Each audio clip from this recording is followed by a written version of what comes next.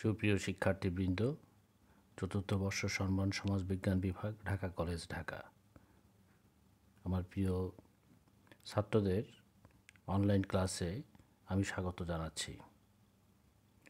Online ক্লাসের ধারাবাহিকতায় আজকে তোমাদের সামনে আমি যে লেকচারটা উপস্থাপন করতে চাই সেটা হচ্ছে sociology of environment, topic global warming.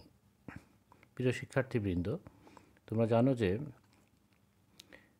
বিশ্ব আজ জলবায়ু পরিবর্তন এবং বিশ্ব উষ্ণায়ন এই বিষয়গুলো অত্যন্ত গুরুত্বের সাথে বিবেচনা করছে এবং আমরা নিত্য নতুন আবহাওয়ার রূপ এবং চরিত্র আমরা ভোগ করছি। ফলে আজ বিশ্ব রাজনীতি, অর্থনীতি এই গ্লোবাল বিষয়গুলো অর্থাৎ এনভায়রনমেন্টাল এই ইস্যুসগুলো নিয়ে অনেক বেশি চিন্তিত। আমরা আজকে তোমাদের সামনে এই বিষয়টাই উপস্থাপন করতে চাই। আমাদের আজকের আলোচনার বিষয় গ্লোবাল ওয়ার্মিং। প্রিয় শিক্ষার্থীবৃন্দ, প্রথমেই আমরা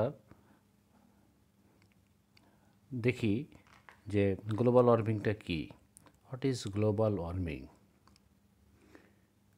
Global warming is an expression which refers to the effect of human activities that produces the unnatural change on the climate. It is an increase in Earth's temperature due to burning of fossil fuels, যেমন coal, oil and gas, and large-scale deforestation, which results in emission of large amounts of greenhouse gases to the temperature. প্রিয় শিক্ষার্থীবৃন্দ, বুঝতেই পারছো যে আমরা এই যে global warming এটা কী কারণে হচ্ছে? হিউম্যান অ্যাক্টিভিটিসের কারণে হচ্ছে। আনন্যাচারাল যে চেঞ্জটা হচ্ছে ক্লাইমেটে, সেটা আমাদের কার্যক্রমের মাধ্যমেই হচ্ছে। আমরা প্রতিনিয়ত কী করি? আমরা বিভিন্ন ধরনের জ্বালানি ব্যবহার করি, যেমন কোল, অয়েল, গ্যাস।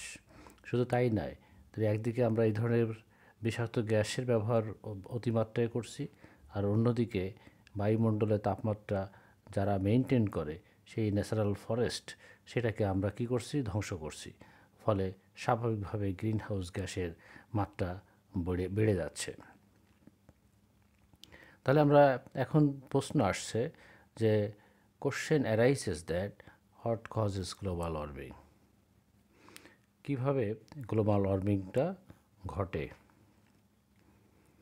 এখানে দেখো, কজেস অফ গ্লোবাল ওয়ার্মিং আমরা এখানে বলছি যে হোয়াট কজেস গ্লোবাল ওয়ার্মিং। তার মধ্যে burning of fossil fuels, live stocks, deforestation, এই বিষয়গুলো আমাদের কি করছে? এই গ্লোবাল ওয়ার্মিংয়ের ক্ষেত্রে গুরুত্বপূর্ণ ভূমিকা রাখছে। According to scientist, the government organizations, concentration of greenhouse gases in the atmosphere due to greenhouse effect in the major causes of global warming. These gases, especially carbon dioxide, have heat trapping capability, so they trap heat and cause the greenhouse effect, rising global temperature. তাহলে আমরা অনেকগুলো green house গ্যাসের মধ্যে carbon dioxide একটা অন্যতম gas, যে কী করে? যে তাপমাত্রাকে ভূপৃষ্ঠে আটকে রাখে, ধরে রাখে।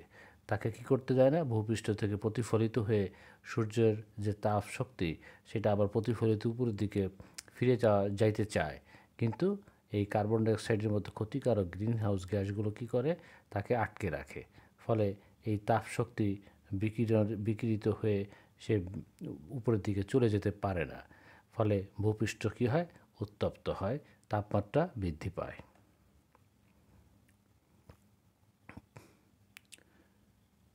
Some of the main causes of global warming are greenhouse effect. The greenhouse effect, এখানে দেখো, the greenhouse effect is the phenomena in which the heat and light of sun enters to the Earth's atmosphere but cannot go out, as they are trapped by the greenhouse gases as a result temperature rise rises. অর্থাৎ এই যে আমরা যেটা বলছিলাম যে green house গ্যাসগুলো কী করছে, টেম্পারেচারকে tap করছে, তাই না? প্রতিফলিত হয়ে এই যে তাপ শক্তি উপরের দিকে যাওয়ার গতিপথকে তারা কি করছে, তারা বাধাগ্রস্ত করছে, ফলে ভূপৃষ্ঠকে উত্তপ্ত করছে।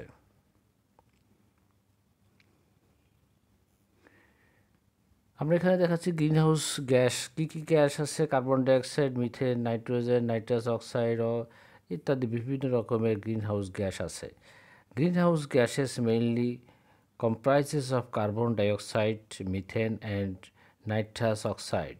These gases are lighter than air, so they rise up to the other outer limits of the Earth's atmosphere and settle off there, making an impenetrable barrier that traps heat from escaping out into the space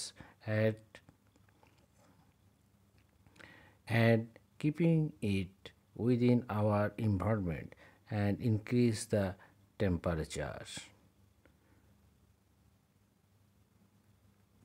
তাহলে এই green house গ্যাসগুলো এটা কী করতেছে, এইগুলো green house গ্যাসগুলো হচ্ছে আমার অন্য বায়ুমণ্ডলে যে অন্য বায়ু থেকে এটাগুলো হালকা, ফলে এরা কী করে, এরা বায়ুমণ্ডলের উপরে অবস্থান করে।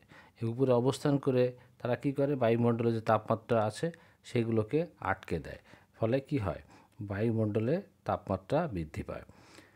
তাহলে আমরা যদি আরেকটু তোমাদেরকে বলি, উদাহরণ দেই, যেমন ধরো পানির উপরে যদি আমরা তেল ছেড়ে দেই, তাহলে কী হবে, তেলটা পানির উপরে ভাসতে থাকে, তার কারণ এটা পানির থেকে হালকা। ঠিক একইভাবে বায়ুমণ্ডলের মধ্যে আমরা যখন এই গ্রিন হাউস গ্যাসগুলো যখন ইমিশন হয়, অর্থাৎ নির্গমন হয়, তখন সে কোথায় অবস্থান নেয়, সে বায়ুমণ্ডলের সবচেয়ে উপরের স্তরে সে অবস্থান নেয়। এবং উপরে অবস্থান নেওয়ার ফলে যেটা হয় যে তাপমাত্রাগুলো ভূপৃষ্ঠে প্রতিফলিত হয়ে যে ফিরে যেতে চায়, তখন সে কোথায় বাধাপ্রাপ্ত হয়, এই গ্রিন হাউস গ্যাসের স্তরে গিয়ে বাধাপ্রাপ্ত হয়, ফলে কি হয়, ভূপৃষ্ঠ উত্তপ্ত হয়। Another causes of global warming, agriculture. Agriculture produces large amount of methane and nitrous oxide worldwide. তাহলে nitrous and methane, nitrous oxide, এটা এই দুইটা হচ্ছে আবার গ্রিন হাউস গ্যাসের একটা অন্যতম গ্যাস, যেগুলো এই কৃষি কার্যের মাধ্যমে আমরা এটা বায়ুমণ্ডলে যুক্ত হয়। As accounted by IPCC, there are numerous agricultural sources of greenhouse gases: livestock grazing, waste management and digestive gases contribute half of the emission produced by agriculture. Nitrogen fertilizer used for increasing production release nitrous oxide and comprise 35% of agricultural emissions. তাহলে আমরা কি দেখছি, আমরা দেখছি যে এই methane এবং nitrous oxide এবং যে ফার্টিলাইজার, নাইট্রোজেন ফার্টিলাইজার, তারা কি করছে, নাইট্রাস অক্সাইড ব্যবহার করছে। তাহলে এই গ্যাসগুলো প্রায় কৃষি থেকে যে গ্রিন হাউস গ্যাস নির্গমন হয় 35%, তাই না, এই সোর্স থেকে আসছে, ফলে বায়ুমণ্ডলের এই গ্রিন হাউস গ্যাসের মাত্রা বৃদ্ধি পাচ্ছে এবং বায়ুমণ্ডলকে উত্তপ্ত করছে। আমরা কৃষি প্রযুক্তি ব্যবহার করছি এবং কৃষিতে ফলন উৎপাদন যথাযথভাবে, তাই না, অধিক, অর্থাৎ অনেক গুণ বৃদ্ধির আমরা সর্বোচ্চ চেষ্টা করছি। পাশাপাশি আমাদেরকে এদিকেও খেয়াল রাখতে হবে যে এই ক্ষতিকারক গ্যাসগুলো যেন এখান থেকে কম মাত্রায় নির্গমন হয়। প্রিয় শিক্ষার্থীবৃন্দ,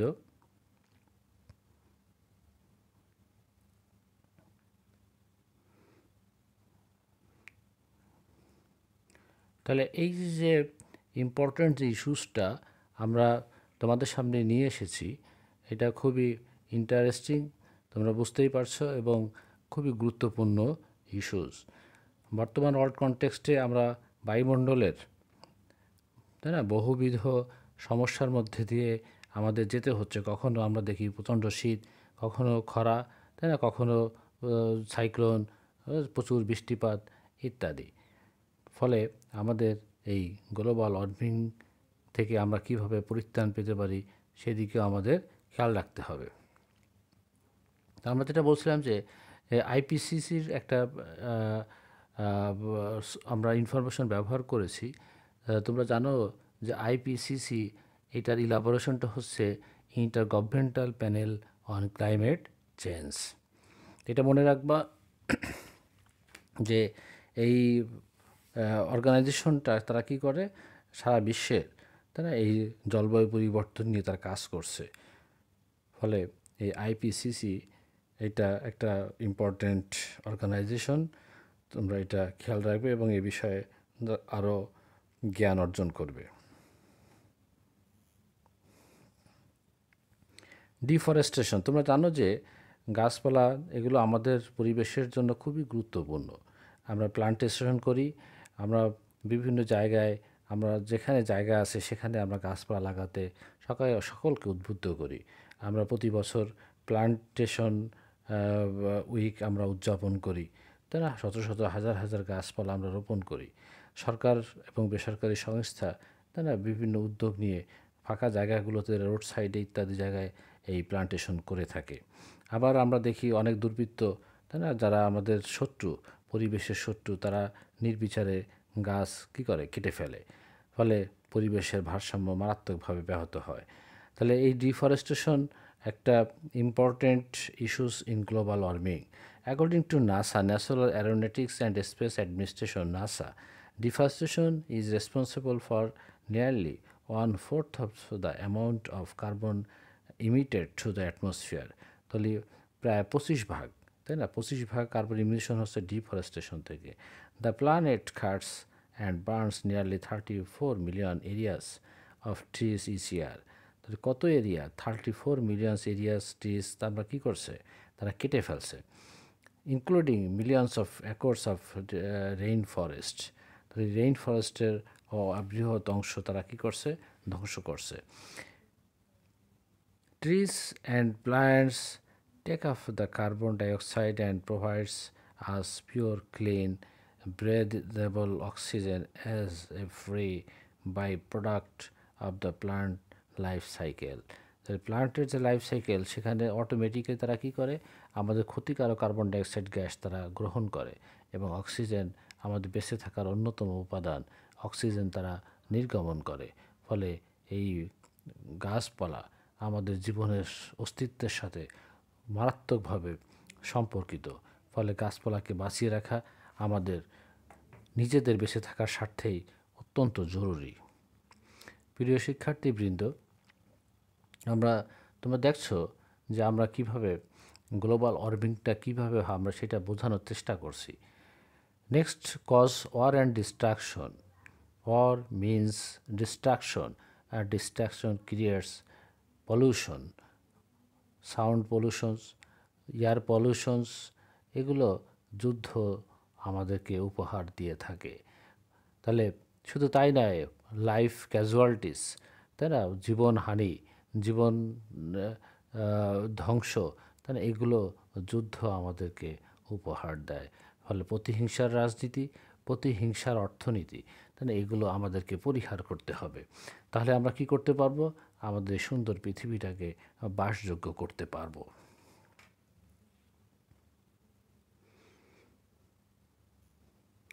ওয়াইল্ড ফায়ার, তোমরা বিভিন্ন সময় দেখবা টিভি, তাই না, বিভিন্ন মিডিয়াতে আমরা দেখতে পাই যে আমরা যে ছবিটা দেখাচ্ছি, যে ব্যাপক এলাকায় কি হয়েছে, অগ্নিকাণ্ড, অর্থাৎ আগুন জ্বলছে, ব্যাপক বন অঞ্চলে আগুন লেগে, তাই না, শত শত হাজার হাজার একর জমি, তাই না, বিনষ্ট হচ্ছে এবং বায়ুমণ্ডলকে উত্তপ্ত করছে। তাহলে এই wild fire that's happens in naturally, তাই না, সেটা আমাদের পরিবেশের জন্য মারাত্মক ক্ষতিকর, হুমকি স্বরূপ। তাহলে আমাদের যাতে এই দাবানল, তাই না, যাতে সংগঠিত না হয় সেক্ষেত্রে সেদিকে আমাদের খেয়াল রাখতে হবে।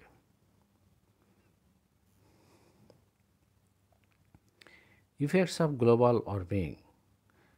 গ্লোবাল ওয়ার্মিংয়ের তাহলে প্রভাবটা কী, কিসের উপরে কী ধরনের প্রভাব সে ফেলছে, আমরা এবার সেটা একটু দেখে আসি। এখানে বিভিন্ন ধরনের ছবি দেখানো হয়েছে, তাই না? এই ছবি দেখে আমরা কিছুটা হলে বুঝতে পারি যে প্রথম ছবিতে দেখাচ্ছে মারাত্মক বন্যা, জলোচ্ছ্বাস, তারপরে দেখাচ্ছে পোকামাকড়, কীটপতঙ্গ, তাই না? তারপরে কুয়াশা, বরফ, তাই না, ইত্যাদি বিভিন্ন রকমের ছবি আমরা দেখতে পাচ্ছি, যেগুলো আমাদেরকে এই গ্লোবাল ওয়ার্মিং উপহার দেয়। তাহলে 1 নম্বরে আমরা দেখাচ্ছি rise of in sea level. There are numerous effects of global warming. Some of the effects of global warming observed across the world are, তাহলে তার মধ্যে 1 নম্বর হচ্ছে রাইজ ইন সি লেভেল। তাহলে কি হচ্ছে, সি লেভেলের উচ্চতা বৃদ্ধি পাচ্ছে। সি লেভেলের উচ্চতা বৃদ্ধি পেলে কি হবে? আর তোমরা জানো যে আমরা যে সমস্ত জায়গায় বসবাস করি, বসত বাড়ি তৈরি করি, সেটা সি লেভেল থেকে 8-10, তাই না, 20 মিটার 30 মিটার উপরে। তার কারণ যাতে সমুদ্রের পানি আমাদেরকে গ্রাব করতে না পারে। এখন সি লেভেল যদি বেড়ে যায়, তাই না, আমরা কি উপরে উঠতে পারবো? আমাদের যে বসত বাড়ি আছে সেগুলোকে আমরা ভেঙে চুরে আরও উঁচু করতে পারবো? সেটা করা যাবে, কিন্তু সেটা এত সহজ নয়, অনেক কঠিন ব্যাপার। ফলে সি লেভেল রাইজের সাথে সাথে আমাদের সমতল ভূমিকে আমরা উঁচু করতে পারবো না। ফলে আমরা কি হব? আমরা সমুদ্রে পানিতে প্লাবিত হব। তোমরা দেখো যে বিভিন্ন সময় আমরা যখন দেখি বন্যা, খরা, তাই না, জলোচ্ছ্বাস ইত্যাদি ধেয়ে আসছে আমাদেরকে, তাহলে সেই জলোচ্ছ্বাস যখন শুরু হয় তখন ব্যাপক এলাকা, কৃষি জমি, তারা বসত বাড়ি, ভিটা ইত্যাদি সেগুলো প্লাবিত হয় এবং প্রচুর জানমাল এবং অর্থনৈতিক ক্ষতি সাধিত হয়। সি লেভেল রাইজ হলে, তাই না, আমাদের ব্যাপক অর্থনৈতিক এবং সামাজিক অবকাঠামো ধ্বংসপ্রাপ্ত হবে, মানুষের দুর্ভিক্ষ দেখা দেবে, মানুষের জীবনযাত্রা মারাত্মকভাবে ব্যাহত হবে। এটা আবার বিপরীত চিত্র, ডটস অ্যান্ড ফ্লাডস। তোমরা দেখো যে একদিকে আমরা কি দেখাচ্ছি যে পানি, রাস্তার মধ্যে পানি, আরেকদিকে কৃষি জমিতে কৃষক কী করছে, বসে আছে, তাই না? তা সে চাষাবাদ করতে পারছে না পানির অভাবে, অর্থাৎ সেখানে বৃষ্টি নাই, আবার কখনো প্রচুর বৃষ্টিপাতে মানুষের যাতায়াতের সমস্যা হচ্ছে। তাহলে এই ধরনের ক্লাইমেট চেঞ্জ, গ্লোবাল ওয়ার্মিং আমাদেরকে এই ধরনের বৈচিত্র্যময়ী, তাই না, ঘটনা বা কার্যক্রম আমাদেরকে উপহার দেয়। ফলে আমরা আমাদের অর্থনীতির যে সঞ্চালন, তাই না, যে গতি, সেটা কি হবে? সেটা থেমে যাবে। এখানে বলা হয়েছে higher temperature leads to faster evaporation of water and leads to droughts in one part, and heavy rainfall causes flooding in other part of the world. Experts have estimated that drought conditions might be increasing by at least 66% in upcoming years. তাহলে এটা খুবই alarming একটা বিষয় যে এইভাবে যদি ড্রটের মাত্রা যদি বৃদ্ধি পায়, তাহলে আমাদের কী হবে? আবাদযোগ্য জমির পরিমাণ অনেক কমে যাবে। তার কারণ পৃথিবীটা কী হবে? মরুভূমিতে রূপান্তরিত হবে।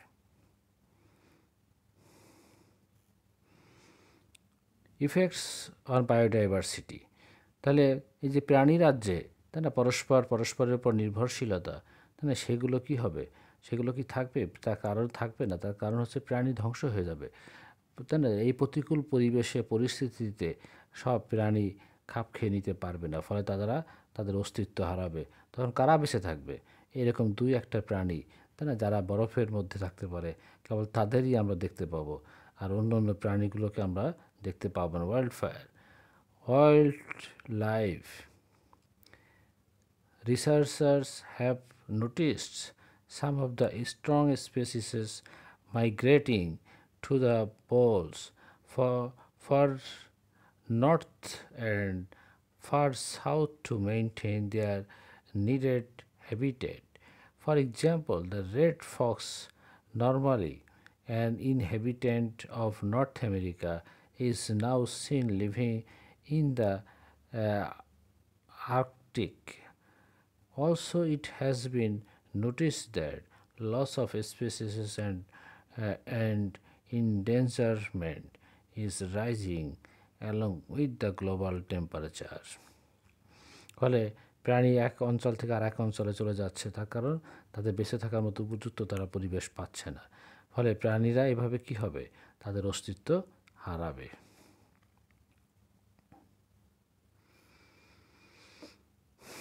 প্রিভেনশন অফ গ্লোবাল ওয়ার্মিং খুবই গুরুত্বপূর্ণ একটা বিষয়। তাহলে আমরা দেখলাম যে পৃথিবী যদি গ্লোবাল ওয়ার্মিং হয়, অর্থাৎ এই বিশ্ব ব্যবস্থা যদি উত্তপ্ত হয়, তাহলে আমরা এতক্ষণ ধরে দেখলাম যে আমাদের অর্থনীতি, আমাদের জীবনযাত্রা কিভাবে ব্যাহত হতে পারে, মারাত্মকভাবে ক্ষতিগ্রস্ত হবে। এখন আমাদের কি উচিত? আমাদের উচিত এখান থেকে কিভাবে পৃথিবীটাকে বাঁচানো যায়, কিভাবে বাসযোগ্য করা যায়, সেই দিকটা আমাদের অবশ্যই গুরুত্ব দিতে হবে। সেই গুরুত্ব দেওয়ার ফর্মুলা আমরা এখানে দেখাচ্ছি। এখানে বলা হয়েছে যে we can prevent global warming by reducing the demand of fossil fuels and by using the energy more wisely. Some of the simple actions which can help us to reduce the effects the global warming, তার মধ্যে কি কি ব্যবস্থা আমরা গ্রহণ করতে পারি? 3R, 3R অর্থাৎ reuse, reduce and recycle. Reuse, reduce and recycle. We can reduce the emission of carbon dioxide by choosing reusable products instead of disposables. আমরা যদি একটা জিনিস ব্যবহার করে যদি সেটাকে ফেলে দেই, তাহলে কী হয়, সেটা পরিবেশ দূষণ করে। কিন্তু সেটাকে যদি আবার পুনরায় ব্যবহার উপযুক্ত করা যায়, তাহলে সেটা কী হবে, আমাদের পরিবেশের ক্ষতি যেমন কমাবে, তেমন অর্থনৈতিক ক্ষতিও আমাদের কমবে। ফলে এই রিইউজ, রিডিউস অ্যান্ড রিসাইকেল, একদিকে রিইউজ আমাদেরকে অর্থনৈতিক এবং পরিবেশের দূষণ থেকে আমাদেরকে রক্ষা করবে, আবার আমাদের রিসাইকেল ইন্ডাস্ট্রি গড়ে উঠবে। তাহলে এই 3R is very important reducing global warming. প্রিয় শিক্ষার্থীবৃন্দ, তোমরা দেখো এখানে সেভিং লাইটস দেখানো হয়েছে, using compact fluorescent light CFL। তার কারণ হচ্ছে এগুলো কি করে, এগুলো হিট, তাপ কম দেয় এবং কম ভোল্টেজে এটা আলোগুলো বেশি আলো দেয়। ফলে এই ধরনের লাইট যদি আমরা বাসা বাড়িতে ব্যবহার করি, তাহলে কি হবে, আমাদের গ্লোবাল ওয়ার্মিং কমবে। Turning off electrical অ্যাপ্লিয়েন্সেস।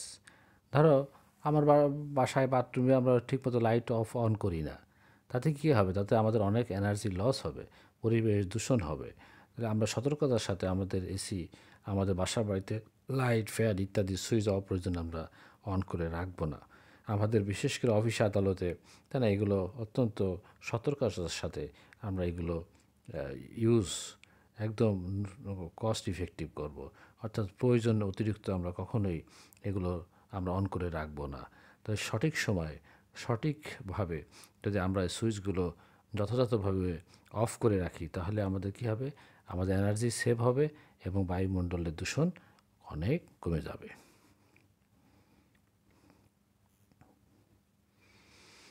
তাহলে আমরা আলোচনা শেষে আমরা চলে এসেছি। আমরা এখানে কনক্লুশনে দেখাতে চাই যে global warming is due to the increased carbon dioxide ইত্যাদি আমরা এগুলো আলোচনা করেছি। তাহলে এই গ্লোবাল ওয়ার্মিং যে গ্রিন হাউস গ্যাসগুলো, একদিকে তার রুট কজগুলো যেগুলো আমাদেরকে গ্রিন হাউস গ্যাস ইমিশনের ক্ষেত্রে, তাই না, গুরুত্বপূর্ণ ভূমিকা রাখছে, সেই রুটগুলো আমাদেরকে বন্ধ করতে হবে। আর দ্বিতীয়ত যেটা করতে হবে, যে এই গ্রিন হাউস গ্যাস ইমিশন একদিকে বন্ধ করা, আর একদিকে, তাই না, আমাদের এই ক্ষতিকারক গ্যাস যারা কী করতে পারে, বায়ুমণ্ডল থেকে চুষে নিতে পারে, অর্থাৎ যে বৃক্ষরাজি আছে সেগুলো, প্লান্টেশন, এগুলোর দিকে আমাদের বেশি বেশি নজর দিতে হবে। প্রত্যেকের বাসা বাড়ি, প্রত্যেকের যে যতটুকু সুযোগ এবং সামর্থ্য আছে, তার মধ্যে আমাদের প্লান্টেশন করতে হবে। তাহলে আমরা কি করতে পারবো, এই পৃথিবীটাকে আমরা বাসযোগ্য রাখতে পারবো। প্রিয় শিক্ষার্থীবৃন্দ, আমি আশা করি গ্লোবাল ওয়ার্মিংয়ের আলোচনাটা তোমাদের কাছে সহজবোধ্য হয়েছে এবং তোমরা উপভোগ করেছো। যদি কোথাও কোনো বুঝতে সমস্যা হয়, তাহলে তোমরা আমাকে আমার কমেন্ট বক্সে কমেন্ট করবে। আমি তোমাদের সাথে সংযুক্ত হয়ে সর্বতোভাবে তোমাদেরকে সহযোগিতা করার চেষ্টা করব। প্রিয় শিক্ষার্থীবৃন্দ, তাহলে আজকের লেকচার আমি এখানে শেষ করছি। সকলকে ধন্যবাদ। আল্লাহ হাফেজ।